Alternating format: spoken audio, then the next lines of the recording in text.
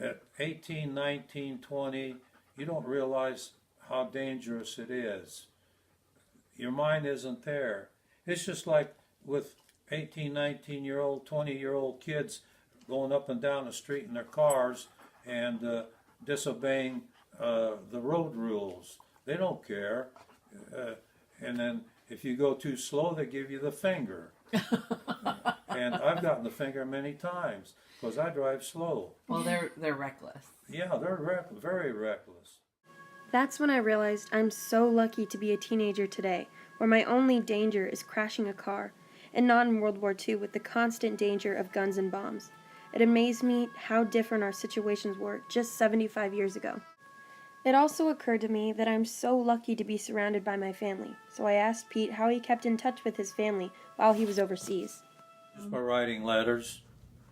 That's all. And then our letters had to be, what do you call it? They had to check our letters every time we wrote a letter.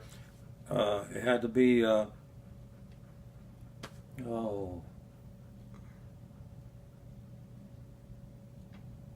what the heck was it? We had to go through the information officer, and he had to scrutinize our letters because we were not allowed to give any information. It was all top secret. But the Japs got information through Pearl Harbor anyhow. Yeah. So, being that my mom was Greek and my dad Greek, and I had gone to Greek school, I learned to read and write in Greek. I wrote my letters in Greek. So when I went to my commanding officer, the C compartment officer, he says, what language is this? I says, this is Greek. He says, why are you writing in Greek? I says, because my mom can't read English and my dad can't read English. And he says, well, you'll have to translate that for me. So I translated it, but I falsely translated my letters to my folks, and I told them where I was all the time. I got by with it. If I had gotten caught, I'd have gotten court-martialed. I could have gotten shot. But he let me go through. The year was 1945 and the war was finally coming to a close. Every soldier remembers the day their service ended. Pete was in Leyte when the atomic bombs dropped on Nagasaki and Hiroshima signaled the end of the war. Finally, the danger was gone and the men could finally celebrate. We opened up our pyrotechnics. We were so happy that the war ended. We lit up Leyte Harbor like it was a Christmas tree. You should have seen all the pyrotechnics because we use pyrotechnics in case a ship gets bombed or starts going down. We use the flares and stuff like that to indicate if any possible ship would be around to help us or pick up survivors. And that's where all the flares came up, and we really lit up the harbor. You never seen anything like that, even on TV when they show a New Year's celebration or a 4th of July. It was quite an experience. The war wasn't completely over for Pete. While most soldiers got to go home to their families, Pete's crew was sent to Shanghai, China to establish relations between the Chinese and U.S. He stayed there until late November and arrived home at the Wabash Depot on December 5th, 1945, and as soon as he stepped off the train, he knelt and kissed the ground. Pete was finally home.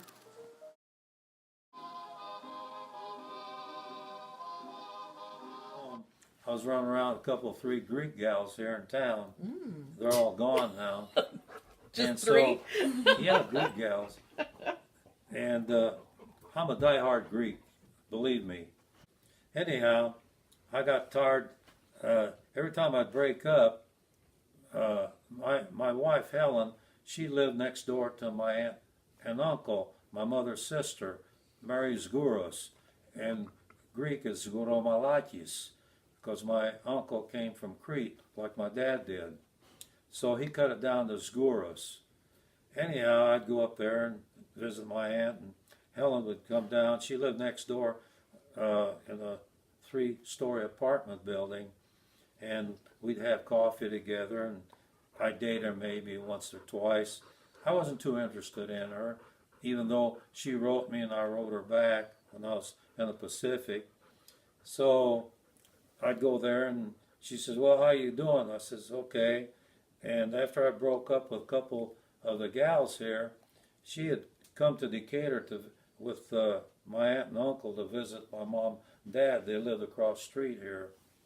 And she says, she caught me out on the driveway. I was talking to her about something. She said, "I'm getting darn sick and tired of listening to you about your breakups with your girlfriends." She says, "I think it's time for us to get married." Helen said that. The rest is history. Well. I says, "That sounds good to me." But before that, she graduated in 1946. I graduated in 1943. When I went home to Peoria to visit my aunt and uncle after I got discharged, she says to me, my high school prom comes up in May. She says, "Would you take me to the high school prom?" "Sure," I said, "I'll be happy to." Well, when prom time came up, I went to Peoria dressed up. I had a tuxedo on, because in those days you dressed up. A gal wore formal, and a man wore his tuxedo. So as I went up to the apartment, knocked on the door, Helen opens the door. And I looked at her. She was beautiful as all get up and go with her formal on. I says, "Helen, I forgot something." "What'd you forget?" I said, "I forgot to get you a corsage." I just came home from the service. We were wild. We didn't know etiquette. We didn't know proper protocol and stuff like that. We had forgotten it. She says, "Hold on." She went in the other room, brought a box. She says, "Here's my corsage." I felt that high. She had it ready, huh? She had it ready. Well, you were a man of the world at that time. So we went to the prom, had a heck of a good time. Then we went to where all the high school kids hang out. That was Kramer's Junction. That was on Western Avenue. I'll never forget it.